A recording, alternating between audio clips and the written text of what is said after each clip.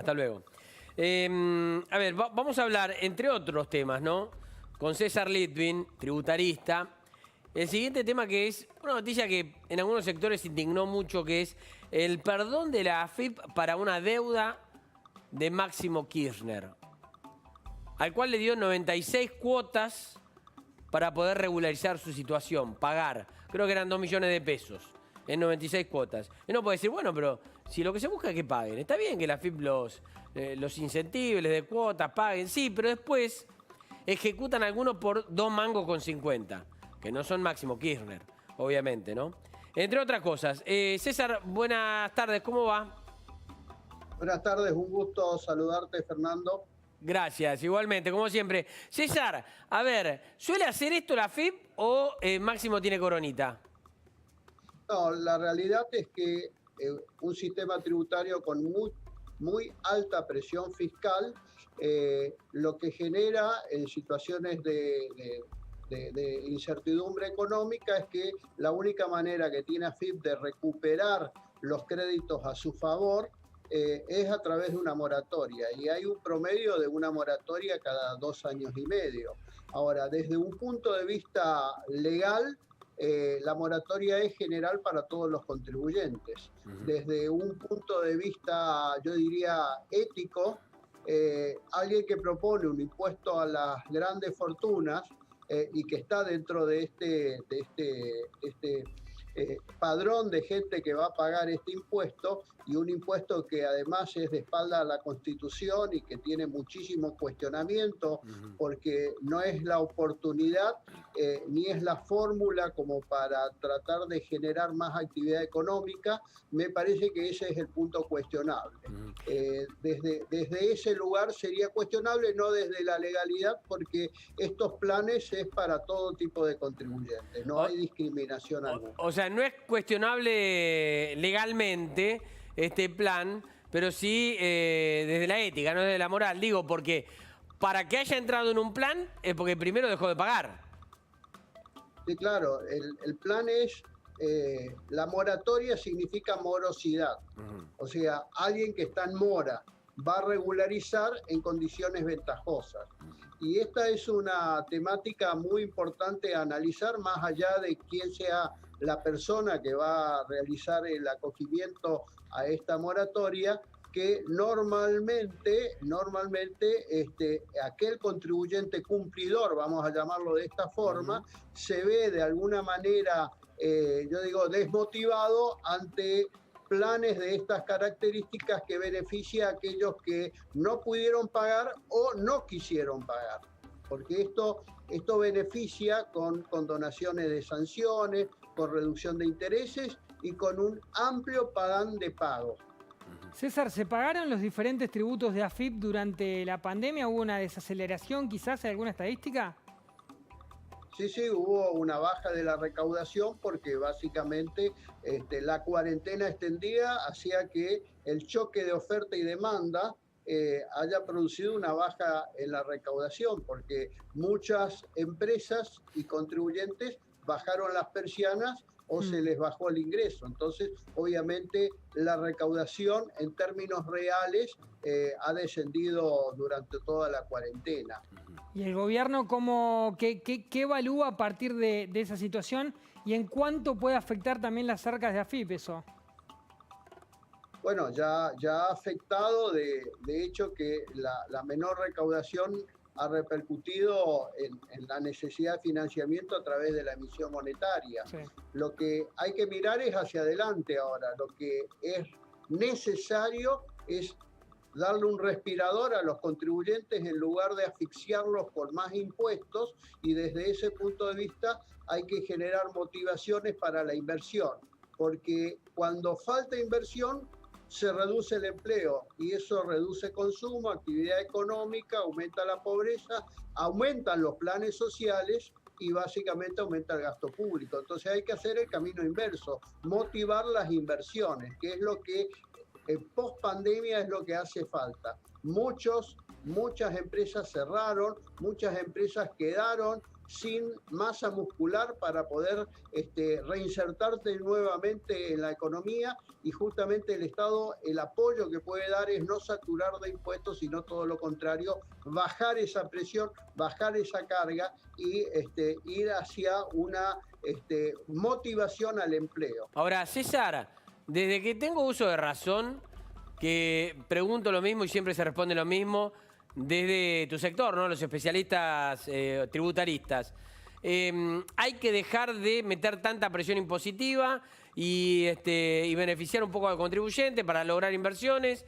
Creo que hace décadas que escucho esa respuesta. Entonces, la pregunta mía es esta. ¿Se puede hacer algún ejercicio mental en el cual vos me digas, no, esperá, en tal año fue al revés? Hubo incentivos al contribuyente, se bajó la carga impositiva y ahí hubo inversiones. ¿Podemos recordar algún momento de la historia argentina, las últimas, te pongo 3 décadas, por ejemplo, en donde esto haya pasado? Porque para mí la respuesta siempre es la misma. Lo que yo te diría, Fernando, es por qué no miramos qué hizo el mundo los últimos 10 años. 20 países han hecho una baja importantísima de la carga fiscal. En el mediano plazo eso le aumentó la recaudación vía actividad económica. Podemos dar muchos ejemplos como Estados Unidos mismo, lo podemos decir Irlanda, Estonia, es decir, Grecia. Muchísimos países en los últimos 10 años han ido por el camino inverso del camino tradicional, que cada vez que hace falta más plata se le cobra más impuesto a la gente. Claro. Y en rigor de verdad lo que necesitamos es que vengan inversiones. Claro. Ese es el camino adecuado, ese es el camino pero que yo hay lo que entiendo, yo entiendo cuál es el camino adecuado. Lo que digo es, venimos diciendo que ese es el camino adecuado hace décadas. Nunca se insinuó ni siquiera el camino adecuado. Porque, por ejemplo, yo te digo, hace 20 años yo te hacía esta pregunta y vos me decías lo mismo. Debemos tratar de ayudar a los contribuyentes, basta de presión impositiva. Y de 20 años a la fecha se crearon un montón de impuestos nuevos. Con lo cual, yo ahora te diría que si volvemos a la situación impositiva hace 20 años, estaríamos súper aliviados. De hace 20 años atrás. Yo te digo que en el año 2016 y 2017 se intentó bajar la presión fiscal vía eliminación de retenciones, que es un impuesto distorsivo a las exportaciones, vía aumento del mínimo no imponible y vía un consenso fiscal. Eso duró 2 años y fue insuficiente porque es como apagar el incendio del sistema tributario tan desbordante con una manguerita chica. Es decir, fue mucho gradualismo y lo que hace falta es un shock de baja de impuestos como hicieron otros países. César. Insisto, respondiéndote, 2 años y fue insuficiente porque además fue gradual. César, ¿hay alguna novedad sobre los cambios en el monotributo, sobre todo en los montos de facturación para las categorías el año que viene? Porque no, por lo menos no se escucha nada y seguramente por inflación se deberían ajustar. Sí, se van a tener que ajustar por algún índice adecuado y me da la sensación que en este punto hay que hacer algo más.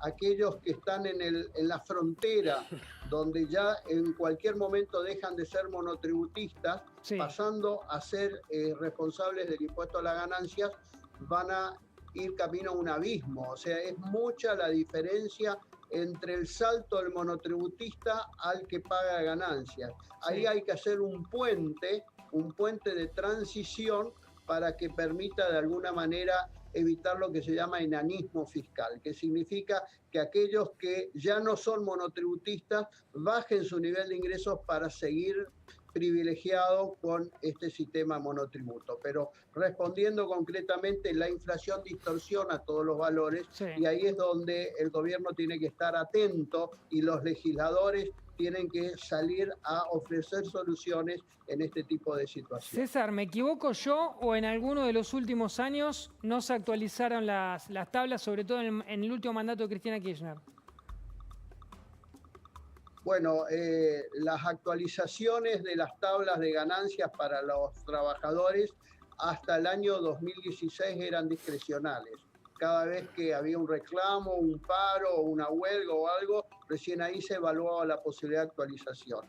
A partir del 2017 ya es automático, pero esa actualización automática ha quedado, yo diría, pulverizada por la inflación, porque es una vez al año y es por un índice salarial. Quiere decir que hoy los trabajadores están en una situación donde los precios de sus consumos de canasta familiar van por el ascensor, los salarios van por la escalera, pero el mínimo no imponible quedó en planta baja, con lo cual cualquier recuperación salarial genera que una parte de esa recuperación vaya al Estado y no al bolsillo del trabajador. Bien.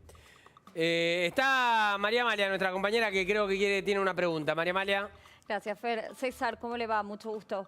¿Qué tal, María Hay un dicho inglés que me parece muy figurativo para esto que usted nos está contando, y que es que cuando una vaca ya no tiene leche y uno intenta ordeñarla, lo único que va a obtener de la vaca es una patada. Y es más o menos lo mismo con los impuestos. La idea general es reducir el déficit fiscal, pero lo que vemos en este tipo de políticas es aumentar la presión tributaria en lugar de reducir el gasto público. Digo, ¿hasta cuándo esto puede sostenerse?